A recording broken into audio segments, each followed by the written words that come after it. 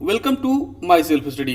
दोस्तों, आज की इस वीडियो में हम डिस्कस करेंगे जून 2022 माह के अभी तक के प्रमुख करंट अफेयर्स क्वेश्चन आंसर्स। ध्यान रखिएगा दोस्तों, इससे पहले हम जून माह के लिए 2 और भी वीडियोस बना चुके हैं। तो दोस्तों, आज के अपने पहले प्रश्न को स्टार्ट करने से पहले आइए पीछे के कुछ जो है कि करंट अफेयर्स का एक रैंडमली रिवीजन कर लेते हैं। तो दोस्तों, अभी कुछ समय पहले ही भारतीय सेना के 29वें सेनाध्यक्ष के रूप में जनरल मनोज पांडे जी की नियुक्ति की गई है। वहीं दोस्तों, इंडोनेशिया ने अपने देश से पाम ऑयल के निर्यात को जो है कि अब प्रतिबंधित कर दिया है। साथ ही दोस्तों, आपको बता चलूं कि जो अभी चर्चे में रहा है लिविंग रूट ब्रिज, वह हमारे देश के मेघालय राज्य में स्थित है। वहीं डोले यात्रा नामक एक उत्सव है जो कि रंगों का त्यौहार है, वह पश्चिम बंगाल में आयोजित किया गया। वहीं दोस्तों, जीआई टैग से प्राप्त मिथिला मखाना जो है वह बिहार राज्य से संबंधित है। ध्यान रखिए दोस्तों, इसको पहला नाम मिथिला मखाना की जगह इसका पहले नाम बिहार मखाना था, लेकिन दोस्तों लोगों की मांग पर इसका नाम बदल दिया गया और बिहार मखाना की जगह पर इसका नाम अब जो है कि मिथिला मखाना कर दिया गया है। वहीं दोस्तों, विश्व प्रेस स्वतंत्रता सूचकांक में जो है कि रिलीज किया गया है कुछ समय पहले, और इसमें भारत का स्थान 150वां रहा है, जबकि लीडर पॉलिटिशियन एवं सिटीजन नामक पुस्तक के लेखक राशिद किदवई जी हैं। वहीं दोस्तों, अफगानिस्तान की तालिबान सरकार ने अफगानिस्तान में महिलाओं की ड्राइविंग को जो है कि प्रतिबंधित कर दिया है और इसी वजह से वहां पे महिलाओं की ड्राइविंग लाइसेंस को रद्द कर दिया है। साथ ही दोस्तों, आपको बता चलूं कि भारत के 25वें मुख्य चुनाव आयुक्त के रूप में राजीव कुमार जी की नियुक्ति की है। तो दोस्तों, अब स्टार्ट करते हैं हम आज के अपने पहले प्रश्न को। और पहला प्रश्न है, जून 2022 में निम्नलिखित में से किस देश की सरकार ने अपने नागरिकों को गांजा का उपयोग जो है औषधीय रूप में करने की अनुमति प्रदान की है? और आपके ऑप्शंस हैं वियतनाम, थाईलैंड, मलेशिया या फिर इंडोनेशिया। तो इसका सही आंसर हो जाएगा ऑप्शन सेकंड, थाईलैंड। इस संदर्भ में दोस्तों आपको बता चलूं कि थाईलैंड की सरकार ने यह अनुमति केवल औषधीय रूप में जो है कि गांजे के प्रयोग के लिए अनुमति दी है, ना कि हर एक चीजों के लिए। अब दोस्तों, बात यहाँ पर थाईलैंड की हो रही है, तो आपको बता चलूं कि थाईलैंड का पुराना नाम जो है वह सियाम रहा है। और वहीं अगर हम थाईलैंड की ज्योग्राफी की दोस्तों बात करें तो थाईलैंड जो है म्यांमार, लाओस, कंबोडिया और मलेशिया के साथ इसकी सीमाएं लगती हैं। वहीं अगर हम समुद्र तट की बात करें दोस्तों, तो थाईलैंड के पूर्व की तरफ में थाईलैंड की खाड़ी, जबकि पश्चिम की ओर अंडमान सागर है। थाईलैंड की राजधानी बैंकॉक, जबकि यहाँ की मुद्रा थाई बात कहलाती है। वहीं दोस्तों, थाईलैंड की जो जनसंख्या है वह लगभग 6.5 करोड़ के आसपास है और यहाँ की ज्यादातर जनसंख्या जो है वह बौद्ध धर्म को पालन करती है। वहीं दोस्तों, थाईलैंड यूएनओ के अलावा आसियान तथा बिम्स्टेक जैसे महत्वपूर्ण संगठनों का सदस्य है और थाईलैंड को दोस्तों हाथियों के देश के नाम से भी जाना जाता है। अगला प्रश्न है, जून 2022 में निम्नलिखित में से किस देश की सरकार ने अपने देश में मृत्युदंड की अनिवार्यता को समाप्त कर दिया? और आपके ऑप्शंस हैं कंबोडिया, थाईलैंड, मलेशिया या फिर फिलीपींस। तो दोस्तों, इसका सही आंसर हो जाएगा ऑप्शन थर्ड, मलेशिया। इस संदर्भ में दोस्तों आपको बता चलूं कि मलेशिया की सरकार ने यहाँ पर जो है कि मृत्युदंड की अनिवार्यता को समाप्त किया है। मतलब कि हर एक जो है कि जो कोई अपराध है उसमें अगर अनिवार्य ही है तब तो भाई दिया ही जाएगा, लेकिन जहां तक प्रयास किया जाएगा कि मृत्युदंड को ना दिया जाए। अब दोस्तों, बात यहां पर मलेशिया की हो रही है, तो आपको बता दूं कि मलेशिया का जो ऑफिशियल नाम है वह रिपब्लिक ऑफ मलेशिया है और 31 अगस्त वर्ष 1957 को इसे ब्रिटेन से स्वतंत्रता मिली थी। वहीं दोस्तों, वर्तमान समय में मलेशिया की राजधानी कुआलालंपुर है। मलेशिया की जो मुद्रा है वह मलेशियाई रिगात कहलाती है। वर्तमान समय में मलेशिया के प्रधानमंत्री महाथिर बिन मोहम्मद जी हैं। वहीं दोस्तों, मलेशिया की अगर हम ज्योग्राफी की बात करेंगे तो इसकी सीमा मात्र थाईलैंड से लगती है और एक छोटा सा द्वीपीय देश है सिंगापुर, उससे भी इसकी सीमा लगती है। वहीं दोस्तों, मलेशिया जो है वह अगर समुद्र तट की बात करें तो यह मलक्का जल डमरूमत तो है ही, उसके साथ साथ चीन सागर से भी इसकी सीमा लगती है। वहीं दोस्तों, आपको बता चलूं कि चीन सागर, जैसा कि आप इस मैप में भी देख पा रहे हैं कि चीन सागर के द्वारा यह जो देश है वह 2 भागों में विभाजित है और यह जो इसमें दाहिने तरफ वाला जो आइलैंड है वह बोर्नियो आइलैंड है और बोर्नियो आइलैंड में दोस्तों कुल 3 देशों की यहाँ पर जमीन है। मलेशिया का तो है ही है, उसके अलावा इंडोनेशिया और ब्रुनेई देश भी इसी के अंतर्गत आते हैं और जो उसका मेन लैंड मलेशिया दोस्तों उसे मलय नाम से जाना जाता है। अगला प्रश्न है, 23 जून 2022 को निम्नलिखित में से किस देश ने ऑनलाइन किसी का भी अपमान करने पर जेल की सजा का प्रावधान को पारित किया है। और आपके ऑप्शन हैं अमेरिका, चीन, जापान या फिर फ्रांस। तो इसका सही आंसर हो जाएगा ऑप्शन थर्ड, जापान। इस संदर्भ में दोस्तों आपको बता चलूं कि अभी कुछ समय पहले ही जापान में हुआ क्या कि यहाँ पर किसी नागरिक ने किसी दूसरे नागरिक की जो है कि ऑनलाइन कुछ अनाप शनाप बातें कही और इससे फ्रस्ट्रेट होकर वह बंदा जो है कि उसने आत्महत्या कर ली। तो इसी चीज़ को ध्यान में रखते हुए दोस्तों इस प्रकार की चीज़ें वहाँ पर बढ़ती जा रही हैं। इसी चीज़ को ध्यान में रखते हुए जापान की जो सरकार है उसने घोषणा की है कि अब ऑनलाइन किसी का अपमान नहीं कर सकते हैं और अगर आप ऐसा करते हैं तो आपको जो है कि सजा दिया जाएगा। अब दोस्तों यहाँ पर बात जापान की हो रही है, तो जापान से रिलेटेड कुछ अगर हम करंट अफेयर्स की बात करें तो दोस्तों डुअल मोड वाहनों का परिचालन शुरू करने वाला जापान दुनिया का पहला देश है। वहीं दोस्तों आपको बता चलूं कि जापान ने ही अपने देश में हाइड्रोजन से चलने वाली ट्रेन का भी सफल परीक्षण किया है। साथ ही दोस्तों आपको बता चलूं कि मई 2022 में ही जापान ने वर्ष 2022 के क्वाड का सम्मेलन का भी आयोजन किया था। वहीं दोस्तों हेनली पासपोर्ट इंडेक्स के अनुसार जापान का जो पासवर्ड है वह दुनिया में सबसे ताकतवर पासवर्ड है। जापान की राजधानी टोक्यो कहलाती है दोस्तों। जापान को जो है उगते सूर्य का देश के नाम से भी जाना जाता है और यहाँ का पुराना नाम निप्पन है। यहाँ की मुद्रा येन जबकि संसद डाइट कहलाती है। वर्तमान समय में जापान के प्रधानमंत्री फूमियो किशिदा जी हैं।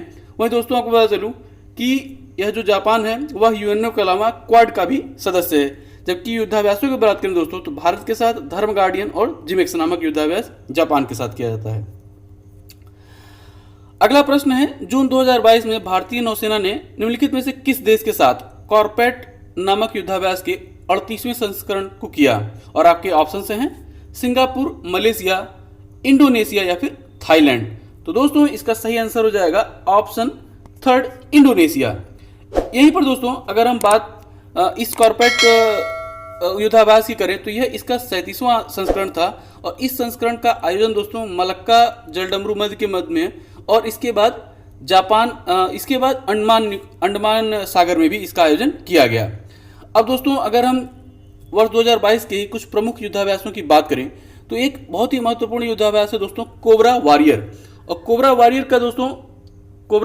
वॉरियर का आयोजन जो है कि ब्रिटेन में किया जाना था, लेकिन ब्रिटेन की जो वायुसेना है उसने इसे यूक्रेन रूस युद्ध के कारण स्थगित कर दिया।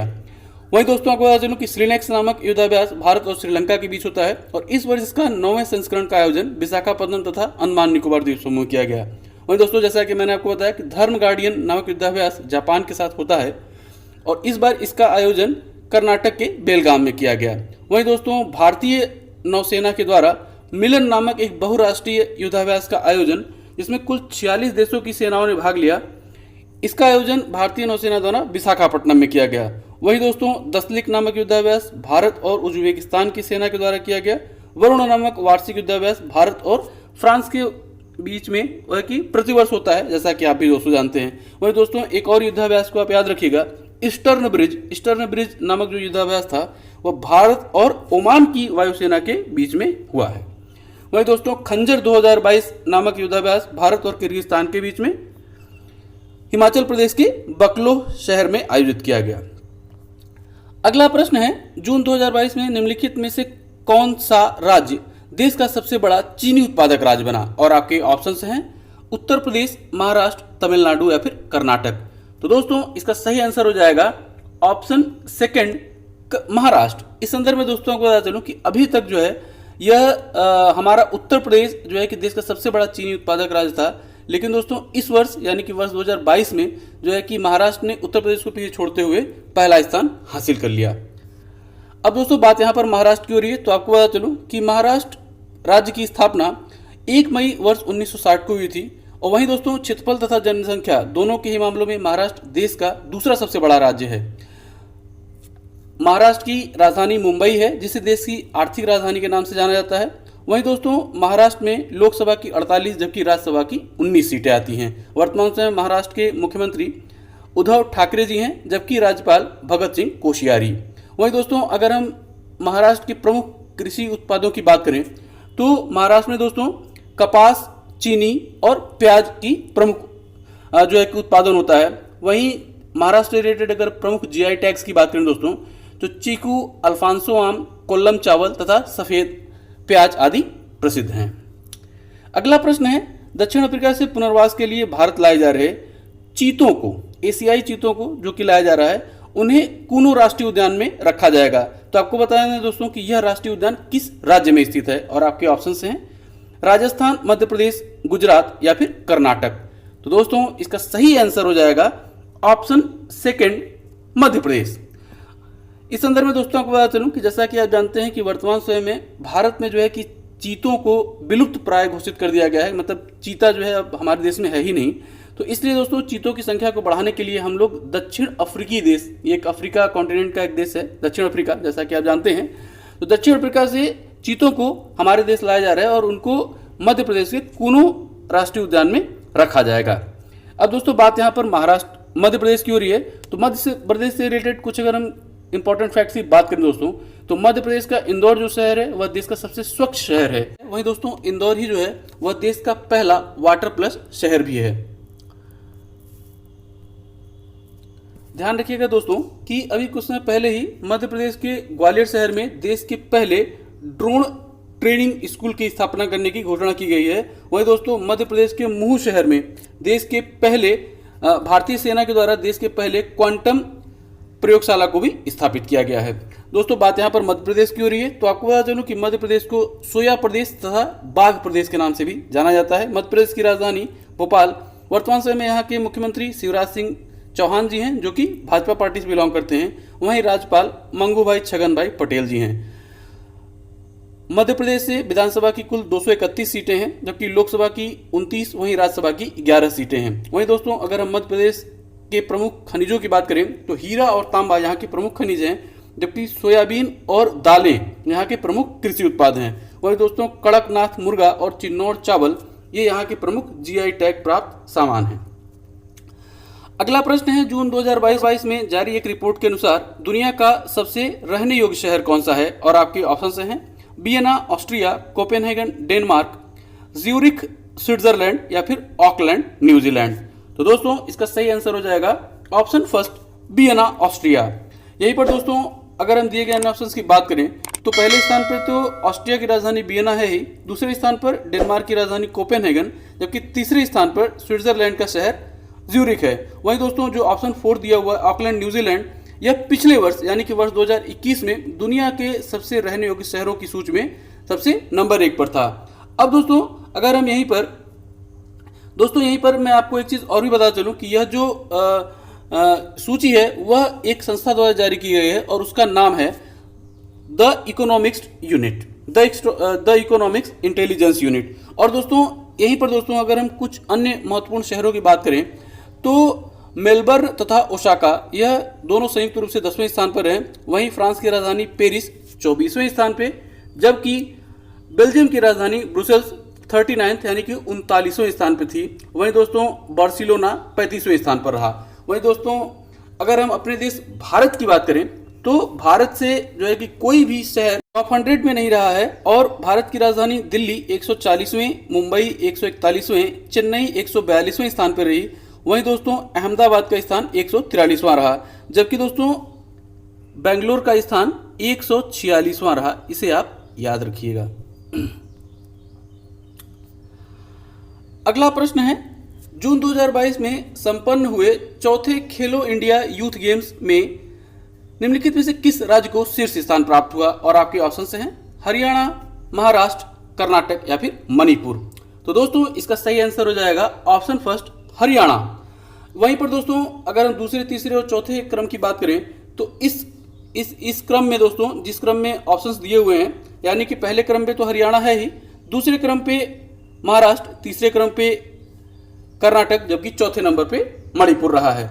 दोस्तों यह जो आयोजन था खेलो इंडिया यूथ गेम्स, यह जो है कि जून 2022 में हरियाणा के पंचकुला शहर में आयोजित किया गया। और इस आयोजन में दोस्तों जैसा कि मैंने पहले भी आपको बताया कि हरियाणा टॉप पे रहा और हरियाणा ने कुल 137 पदक हासिल किए। वहीं दोस्तों और इन पदकों में दोस्तों 52 स्वर्ण, 39 रजत, जबकि 46 जो है कि कांस्य पदक शामिल थे। अगला प्रश्न है, विश्व शरणार्थी दिवस कब मनाया जाता है, और आपके ऑप्शंस हैं 5 जून, 12 जून, 15 जून या फिर 20 जून। तो दोस्तों इसका सही आंसर हो जाएगा ऑप्शन फोर्थ, 20 जून। यहीं पर दोस्तों अगर हम जून माह में मनाए जाने वाले कुछ अन्य प्रमुख दिवसों की बात करें तो 5 जून को विश्व पर्यावरण दिवस, वहीं 8 जून को अंतर्राष्ट्रीय महासागर दिवस मनाया जाता है, जबकि 15 जून को विश्व पवन दिवस, वहीं दोस्तों 14 जून को अंतर्राष्ट्रीय रक्तदान दिवस, जबकि 21 जून को विश्व योगा दिवस मनाया गया, जबकि दोस्तों 23 जून को अंतर्राष्ट्रीय ओलंपिक दिवस मनाया जाता है। अगला प्रश्न है दोस्तों, वर्ष 2022 का फीफा विश्व कप फुटबॉल टूर्नामेंट का आयोजन निम्नलिखित में से किस देश के द्वारा किया जाएगा? और आपके ऑप्शंस हैं मैक्सिको, यूएसए, कनाडा या फिर उपरोक्त सभी। तो दोस्तों इसका सही आंसर हो जाएगा ऑप्शन 4 उपरोक्त सभी। इस संदर्भ में दोस्तों आपको बता चलूं कि यह पहली बार ऐसा हो रहा है कि जब जो है कि फीफा वर्ल्ड कप का आयोजन जो है कि 3 देशों में आयोजित किया जा रहा है, और यह 2022 का फीफा वर्ल्ड कप जो है कि कतर में अभी कुछ समय बाद ही आयोजित किया जाना है। दोस्तों अब बारी है आज के प्रश्न की, और प्रश्न है निम्नलिखित में से कौन सा देश हाथियों के देश के नाम से भी जाना जाता है? और आपके ऑप्शंस हैं मलेशिया, इंडोनेशिया, थाईलैंड या फिर कंबोडिया। हमेशा की तरह दोस्तों अगर आपने पूरी वीडियो बहुत ध्यानपूर्वक देखा होगा तो इस प्रश्न का सही उत्तर आपको इसी वीडियो में तक मिल गया होगा। प्रश्न का सही उत्तर नीचे आप कमेंट बॉक्स में कमेंट करके हम बता सकते हैं। दोस्तों इसी तरह के इंटरेस्टिंग क्वेश्चन सर्च के लिए आप हमारा फेसबुक पेज माई सेल्फ स्टडी को भी ज्वाइन कर सकते हैं। फेसबुक पेज का लिंक नीचे डिस्क्रिप्शन बॉक्स में दे दिया गया है। तो दोस्तों उम्मीद करता हूं कि वीडियो जरूर आपको पसंद आई होगी और आपको कुछ न कुछ जानने को मिला होगा। वीडियो अगर आपको पसंद आई हो और आपको कुछ न कुछ जानने को मिला हो, वीडियो को लाइक और शेयर करना ना भूलिएगा, साथ ही चैनल को सब्सक्राइब भी। इसी नोट के साथ दोस्तों वीडियो को ही समाप्त करता हूं और मिलता हूं आपसे अगली वीडियो में। तब तक के लिए जय हिंद।